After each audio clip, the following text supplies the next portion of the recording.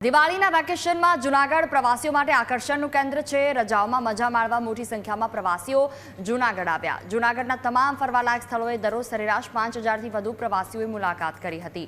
Girnar ropeway, Uparkot કિલ્લો અને સક્કરબાગ ઝૂમાં સામાન્ય દિવસોમાં પણ દરરોજ 1500થી 2000 પ્રવાસીઓ મુલાકાત કરતા હોય છે અને દિવાળીના તહેવારોની રજામાં પ્રવાસીઓની સંખ્યામાં 5 ગણો વધારો થયો। દિવાળીના વેકેશન દરમિયાન પ્રવાસીઓની સંખ્યા દરરોજ 5થી 6000 થઈ ગઈ હતી। આ કિલ્લો 28 સપ્ટેમ્બર 2023 ના રોજ મુખ્યમંત્રી શ્રી ભૂપેન્દ્ર પટેલ દ્વારા રીઓપન કરવામાં આવ્યો હતો। રિસ્ટોરેશન પછી રિસ્ટોરેશનમાં ગુજરાત સરકારે 74 કરોડ ખર્ચો કર્યો હતો। એનો લાભ પબ્લિકને હવે જોવા મળી રહ્યો છે।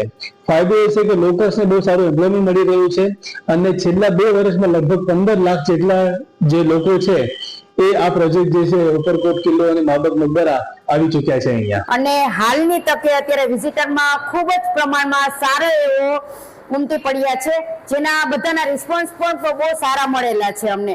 અને આપણે ઝૂની ટિકિટ બારીનો સવારનો ટાઈમ હોય છે 8 થી અને સાંજના 5:30 વાગ્યા લગીનો છે તેવા દરમિયાન અમે રાખેલો હોય છે, જેથી કરીને વિઝિટરને કોઈને કંઈ તકલીફ ના પડે। જે બહારથી આવેલા જે વિદેશી છે, જે બહાર ગામથી આવેલા વિઝિટરને કોઈ પણ જાતની તકલીફ ના પડે એના માટે થઈને આ અમે ટાઈમિંગમાં ચેન્જીસ કરેલો છે। અમે અહીંયા જુનાગઢ ઉપરકોટમાં આવ્યા છીએ અને ત્યાં અમે રાનવગણ કૂવો જોયો, વાવ જોઈ।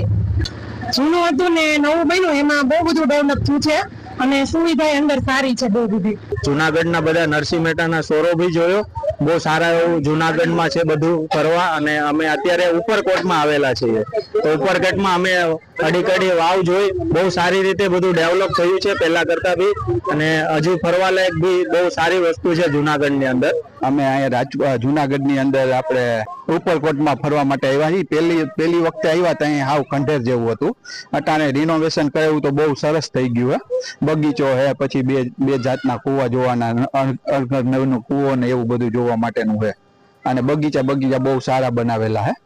હવે આ બધા જૂનાગઢમાં સ્થળ લીધા, જેમ કે ઉપરકોટ છે, અડીકડી વાવ છે, સક્કરબાગ છે, ત્યાં ફરવાની એકદમ મજા આવી। અને દિવાળીનો માહોલ છે તો ફરવા નીકળ્યા અને ગિરનાર પર્વત પણ આવ્યા છીએ, જે ઊંચામાં ઊંચો પર્વત ગણાય છે, તો એકવાર આવવા જેવું છે। જૂનાગઢમાં અમે સ્વામિનારાયણ મંદિર જોયું, ત્યાંથી અમે અહીંયા પ્રાણી સંગ્રહાલય આવ્યા। અહીંનું વાતાવરણ બહુ સરસ છે। બહાર બીજે અમુક જગ્યાએ ફરવા જવું એના કરતાં જૂનાગઢમાં આવીએ તો આ કુદરતના ખોળે જે આનંદ આવે છે બહુ સરસ મજા આવે।